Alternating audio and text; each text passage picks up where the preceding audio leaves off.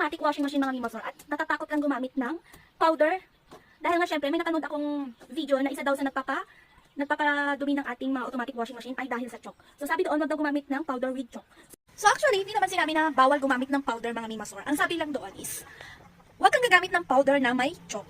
Ayun ang sinabi, para hindi mabilis magdumi ang iyong automatic washing machine. So yun ang sinabi. So noon, lagi na lang liquid detergent ang ginagamit ko and mahal ang liquid detergent mga mimasor. But dumaan ito sa ating FYP mga mimasor. Ito pala yung ating almighty detergent powder mga mimasor. No? Pag nag-order ka nito, 3 kilo na yung makukuha mo mga mimasor.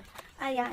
So ayan, napaka-safe din ito sa ating mga automatic washing machine mga mimasor dahil wala siyang kasamang chalk. So hindi magdudumi yung inyong washing machine kapag ito ang ginamit mo. Ayan nga yung ating nagustuhan. Tapos ang bangutin niya mga mimasor. Ayan. Kaya kung gusto niyo rin ito mga mimasor, i-click nyo na yung lalang yung yellow basket dyan. Mas napakamura to, 3 kilo na to mga mimasor ha.